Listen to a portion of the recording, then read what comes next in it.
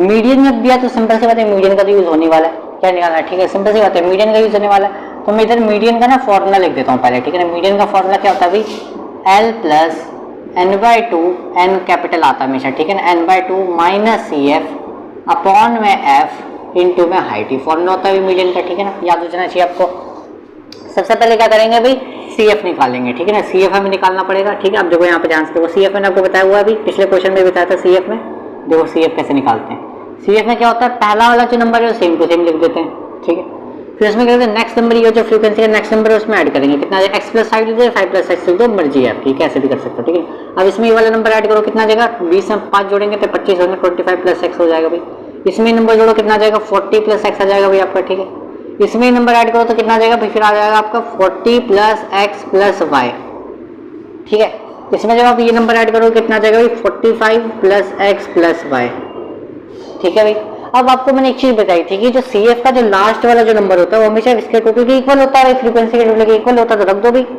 तो 45 plus x plus y जो है मेरा कितना हो, 60 के इक्वल होगा भाई। तो 45 उधर माइनस में ले जाता हूँ भाई मैं, तो x plus Y equal to 60 minus 45 हो जाएगा।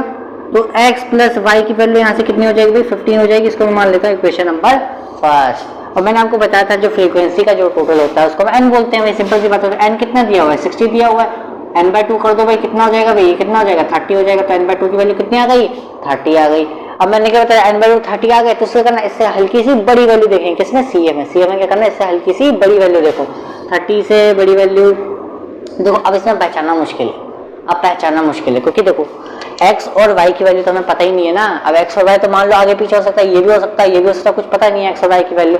तो देखो इसके लिए क्या तरीका है, यहाँ पे देखो हमें मीडियन दिया हुआ है, क्या दिया, 28.5।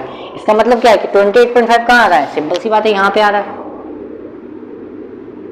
यही तो आ रहा है, 20 और 30 के बीच में आता है 28, सिंपल सी बात है। तो ये वाला क्या हो जाएगा, हमारा पूरा का पूरा मीडियन क्लास हो जाएगा। क्या हो जाएगा भाई, मीडियन क्लास हो जाएगा। ये वाला कितना हो जाएगा, मीडियन क्लास हो जाएगा भाई, ठीक है, ये हो जाएगा मीडियन क्लास। कोई दिक्कत नहीं आता तो कोई दिक्कत नहीं, मीडियन से पहचान लिया हमने मीडियन क्लास कौन सी है भाई, ठीक है। मीडियन क्लास पता चल गई तो देखो क्या होगा, ये तो फ्रीक्वेंसी हो गई, फ्रीक्वेंसी हो गई 20, एल कितना हो गया भाई, यहाँ से एल भी हो गया आपका 20, सिंपल सी बात है भाई।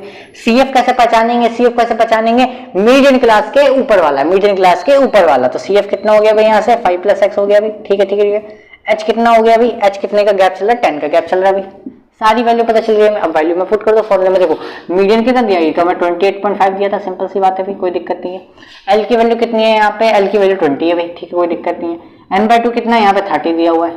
सी एफ कितना दिया हुआ है, सी एफ हमारा दिया 5 प्लस एक्स, ध्यान से देखो 5 प्लस एक्स, माइनस का साइन है तो ब्रैकेट लग गया हल्का सा, ठीक है ना। और फ्रीक्वेंसी कितनी दी हुई है आपको, फ्रीक्वेंसी दी है 20 और एच आपको दिया हुआ है 10, ठीक है, ये आपको चल रहा है। तो एक जीरो से एक जीरो कैंसिल आउट हो गया, ठीक है ना। यहाँ पे देखो 20 को मैं ले जाता हूँ इधर माइनस में, तो 28.5 माइनस 20 हो जाएगा भाई, ठीक है। यहाँ पे कितना बचा ऊपर, 30 माइनस के अंदर मल्टीप्लाई कर दूंगा, 30 माइनस 5, यहाँ माइनस की मल्टीप्लाई करा दो अंदर तो ये बचेगा, ठीक है। नीचे कितना बचा, 2 बचा भाई, सिंपल सी बात है, ठीक है, कोई दिक्कत ही नहीं है। यहाँ पे कितना हो गया भाई, 8.5 बचेगा, माइनस करेंगे तो यहाँ पे 30 माइनस 5 कितना हो जाएगा, 25 हो जाएगा। माइनस का x यहाँ पे चली रहा है, अपॉन में 2 भी चली रहा है आपका, ठीक है ना।